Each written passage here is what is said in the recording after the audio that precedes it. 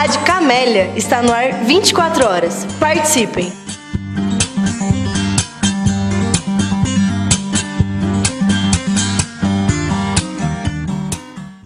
Quero, em primeiro lugar, agradecer ao professor Geraldo e a toda a companheirada aí do NESEF pelo convite para estar aqui na tarde de hoje. O NESEF é, sem dúvida, uma referência na Universidade Federal do Paraná não apenas de pesquisa, mas de pesquisa engajada, de pesquisa comprometida, que reúne não só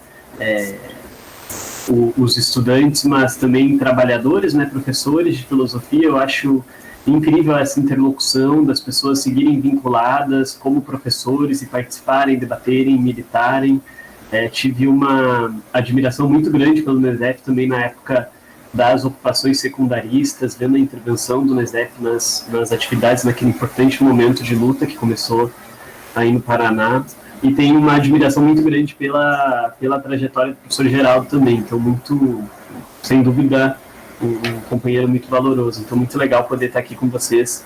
discutindo este filme e discutindo, mais do que o filme, as relações de trabalho, né, e sindicais que a gente tem na contemporaneidade. Como disse o professor Geraldo, eu defendi a minha tese nesse ano, foi em março, e eu tinha passado no concurso ano passado, mas a gente não sabia mais se ia ter ou não a posse, todas as coisas que estão acontecendo no país, mas acabei tendo a posse aqui em junho, estou aqui na UFBA desde então, também ainda vinculado à Positivo, onde eu dava aula em Curitiba, e por isso companheiro de sindicato do Bernardo aqui. Estou ali no Simples, onde teve aquelas demissões em massa agora na Positivo. Então, as demissões em massa das universidades privadas, inclusive, são retratadas no filme. O filme é uma escolha muito, claro que não nas universidades, né, mas o filme é uma escolha muito interessante para a gente poder discutir o que está acontecendo hoje no trabalho. Queria fazer alguns destaques no começo para a gente se localizar, né? Primeiro, quanto a necessidade ou a importância, não necessidade, mas importância de a gente conseguir olhar e interagir com a realidade de outras formas, que não só o texto. Então, esse uso da linguagem do cinema, que é uma linguagem, em especial, de um documentário, que trabalha com elementos de um realismo muito forte, né? Tenta trazer elementos da realidade. Eu acho que é uma coisa imprescindível para a gente conseguir se aproximar das situações de violência do capital em relação ao trabalho, que são situações que, de maneira geral, são tomadas como situações privadas. E essa é uma questão que o direito coloca para o trabalho, porque, ao mesmo tempo que a gente reivindica os direitos do trabalho construídos historicamente como direitos sociais, e com toda essa fragilidade na construção brasileira desses direitos sociais, ao mesmo tempo que isso, nós sabemos que nunca conseguimos com que todos os trabalhos fossem considerados não situações privadas de cada pessoa com seu empregador, mas situações públicas. E o documentário, ele tem esta virtude de nos apresentar por dentro da relação de trabalho com um grau de realismo bastante grande. É claro que aqui, com discordâncias que a gente pode ter, a visão expressa pela companhia, né? Vocês sabem que é um filme da companhia Higher Ground, que é uma companhia do Barack Obama e da Michelle Obama. Então, o filme, ele tem alguns aspectos que a gente também poderia problematizar se não são, de certa forma, patrióticos em algum sentido, né? Eu penso, por exemplo, nas cenas que envolvem as condutas antissindicais, mas, a meu ver, ignoram que os Estados Unidos não são exatamente o lugar do sindicalismo e da liberdade sindical que seria tida como, vamos dizer assim, exemplar nos termos das convenções 87 e 98 da OIT, lá das convenções da liberdade sindical da Organização Internacional do Trabalho. Pelo contrário, queria começar problematizando isso. Penso que nos Estados Unidos a gente percebe isso que está no pano de fundo do filme, que tem a ver com o modo de organização do trabalho, né, a passagem e mesmo o choque cultural entre a forma de organização do trabalho no modelo chinês e no modelo norte-americano, que também vocês vão seguir discutindo depois pelo que eu estou entendendo a partir do Gramsci. O Gramsci trabalha muito nessa chave, né, de compreensão do americanismo, do fordismo, das diferenças. Eu penso que o filme, quando coloca o sindicalismo norte-americano como um contraste ao sindicalismo chinês, como um local de liberdade sindical, ele peca um pouco por essa sua origem de quem o produz, que é um silêncio do filme, na verdade, em relação ao tema. Mas vale aqui deixar uma referência, eu não sou um especialista em sindicalismo norte-americano, não o conheço profundamente, mas vale deixar uma referência de um autor português, que é o João Bernardo, que ele vai narrar a quantidade de,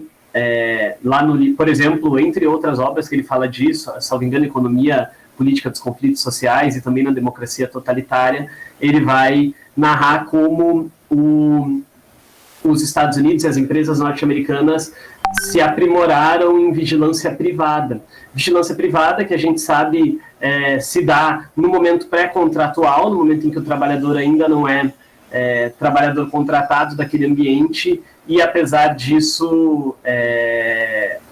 já é vigiado pelas empresas, ou seja, nas entrevistas de RH, o quanto esse trabalho com os dados, esse trabalho de vigilância é um trabalho especializado nos Estados Unidos desde a década de 80 e envolve certamente também a trajetória dos trabalhadores como lutadores sociais ou não, né? Aqui, claro, que isso a gente poderia pensar em várias outras coisas, mas não quero me delongar nisso. Só começo falando que o uso de diferentes linguagens é importante porque nos coloca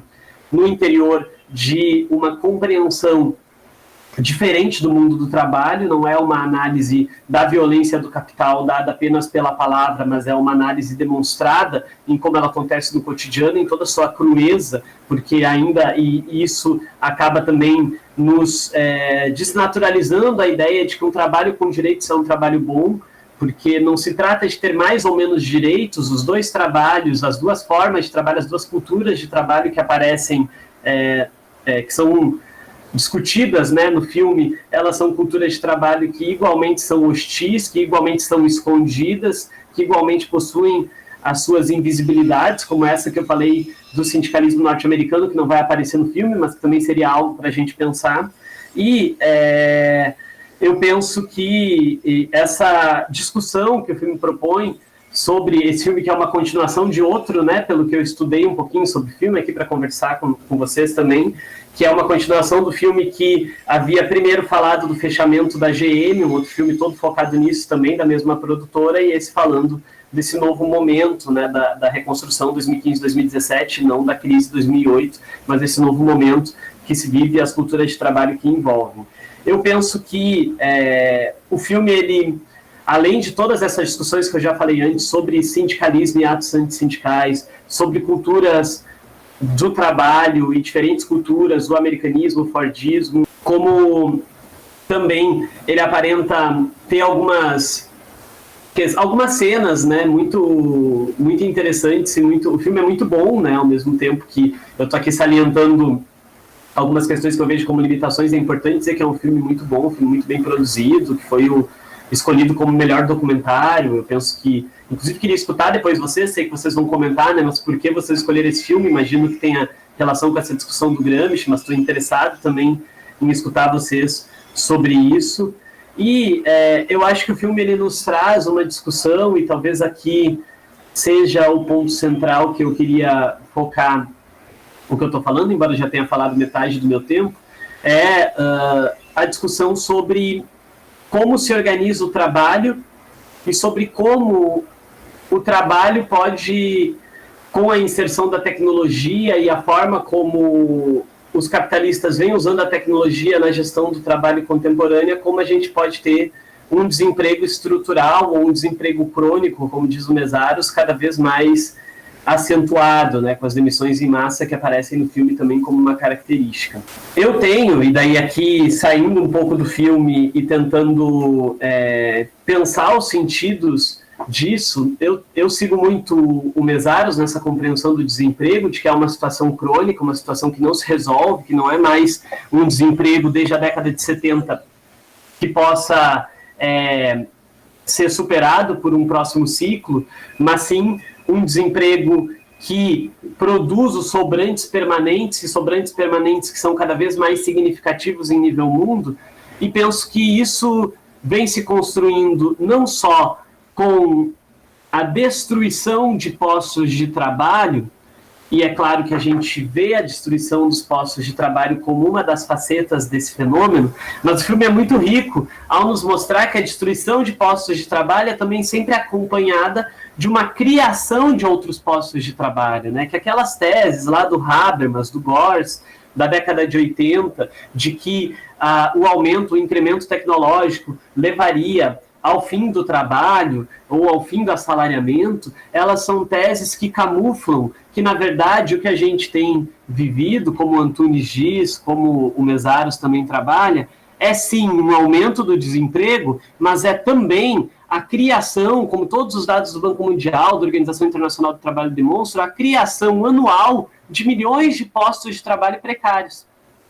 E no que consiste essa precariedade? Porque é claro que a relação capital-trabalho ela é uma relação em si precária, né? Estamos falando de precariedade quando estamos falando de dominação e de exploração no âmbito do local de trabalho, mas também estamos falando de um processo que é de uma precarização crescente e de uma mudança do pensamento dos trabalhadores e das trabalhadoras. Aquilo que tem a ver com o toyotismo em alguma medida, e nisso é interessante a gente pensar esse padrão mais asiático do trabalho e o padrão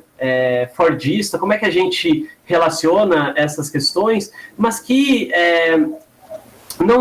contemporaneamente são desafiados também por cadeias globais de valor, não por indústrias, por cadeias globais de valor, que ao se fortalecerem e se expandirem, tem se expandido com um novo tipo de informalidade, né? Que ainda não aparece no filme, mas que tem relação, né? Que tem relação com todo esse incremento tecnológico que o filme retrata bem, e mudança de formas de gestão que o filme também retrata muito bem, e certamente com as liberdades coletivas do trabalho, ou seja, com o direito de sindicalização, com o direito de lutar, que cada vez mais vai sendo apagado por técnicas muito ardilosas, né? Técnicas muito ardilosas, não necessariamente a repressão aberta, mas pensemos, por exemplo, na uberização do trabalho, e aqui eu acho que isso é importante porque quando a gente está falando, eu tenho pensado muito sobre isso, né? Quando a gente está falando de tecnologia ser incrementada, ensino remoto, o trabalho docente mesmo sendo fatiado em vários tipos de saberes ou competências e habilidades, ao sabor do relatório Delors, ao sabor das prescrições do Banco Mundial para o ensino remoto, a gente está falando de uma forma de colocar tecnologia nas relações de trabalho que não é uma forma ocasional, é uma forma de crescente reificação dos saberes dos trabalhadores, crescente coisificação dos saberes dos trabalhadores, como diz lá a Simone Wolff, como tem trabalhado também o Luiz Filgueiras, aqui na Economia da UFBA, um cercamento do conhecimento, da mercadoria conhecimento, que é muito similar ao que no passado a gente podia pensar como o apostilamento na educação, né, que de certa forma reduz a trabalho morto, o trabalho vivo do professor, e que não exatamente, que a gente olha e pensa, diminui postos de trabalho, tem lá as demissões em massa, é verdade, a tecnologia, nesse sentido, nesse uso capitalista da tecnologia, leva a uma diminuição dos postos de trabalho, mas não é só isso, ela é acompanhada, existe um movimento subreptício, que é o acompanhamento dialético dessa destruição de postos de trabalho, pela construção de novos postos de trabalho mais precários, sem direitos, como no caso do trabalho docente, só exemplificando aqui, né, usando isso como uma ilustração para pensar, no caso do trabalho docente, seria representado nos inúmeros professores tutores, ou professores conteudistas, ou ainda que são contratados apenas, a gente já está vivendo isso, né, a gente já recebeu denúncias disso, já tem denúncias disso no âmbito dos sindicatos de nível superior privados, por exemplo, de professores sendo contratados como microempreendedores individuais, e essa tendência de mudar, o padrão da forma de organização de trabalho, em que a organização do trabalho cada vez mais exige dos trabalhadores que eles sejam, como lá a disciplina chinesa, né, sejam muito autônomos, mas eles não são autônomos porque eles são livres, eles são autônomos porque eles são extremamente regulados. autorregulados. Aquilo que a Wendy Brown, que é uma cientista política norte-americana, que dialoga um pouco Foucault e Marx para pensar essas questões, a Wendy Brown vai dizer que é uma cidadania sacrificial. Se exige do trabalhador cada vez mais que ele, no ambiente de trabalho, como lá aqueles trabalhadores que vinham de um padrão chinês chegando na fábrica, eles sejam cada vez mais pessoas que se colocam junto com a empresa na busca, a empresa, a noção de cidadania aqui é uma noção de pensar como é que a empresa, ela mesma vira um todo como a nação pela qual a cidadania, a busca ativa, a liberdade ativa, esta consciência distorcida de um trabalhador e de uma trabalhadora que se dedicam à empresa como se fosse a sua vida, cada vez isso coincide com o discurso do sacrifício, que não é um discurso qualquer, que é um discurso de perda de saúde, um discurso de perda de segurança do trabalho, um discurso de espoliação e expropriação no seu nível mais drástico, como o filme bem retrata, né? São as pessoas que querem,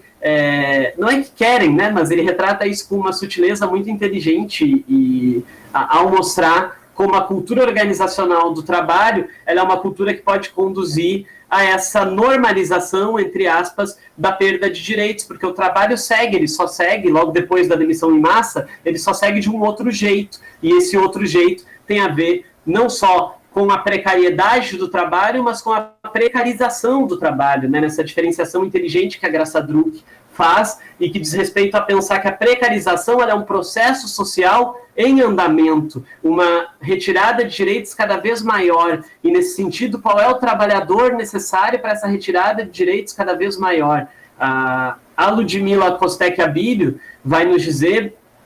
que essa necessidade é uma necessidade contemporânea da uberização, e ela provoca, num artigo na revista de Estudos Avançados, ela vai provocar: será que a uberização é a mudança do padrão just-in-time, que a gente está discutindo ali no filme, para o próprio trabalhador just-in-time, não a produção ser just-in-time, mas o próprio trabalhador ser just-in-time, tal o nível de absorção e de reprodução dessa ideologia pelos trabalhadores, enfim, que na verdade é um desafio global da gente que vive do trabalho,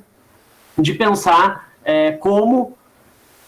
a cultura de organização do trabalho, seja no modelo fordista, seja no modelo toyotista, seja ainda neste modelo uberizado, ele é um novo modelo ou não é, o que isso significa exatamente, ou ainda nessas novas divisões do trabalho, problematizei com o trabalho docente, né, pensando que precisa muito de trabalho em equipe, por um lado, então toyotista, mas também precisa muito de divisão do trabalho, simplificação do trabalho. Tem lá o professor que é só o tutor, que não produz conteúdo, isso já é cada vez mais comum, né? Talvez tenhamos aqui alguns colegas entre nós que estão na tarefa do trabalho de tutor, um trabalho que vai sendo desprofissionalizado, diminuída a importância da especialização e reduzido a trabalho simples ou trabalho amador, não porque trabalho simples seja menos trabalhoso, pelo contrário, é muito trabalhoso, como todas essas dinâmicas de mudança, de alteração da nossa atividade de trabalho são bem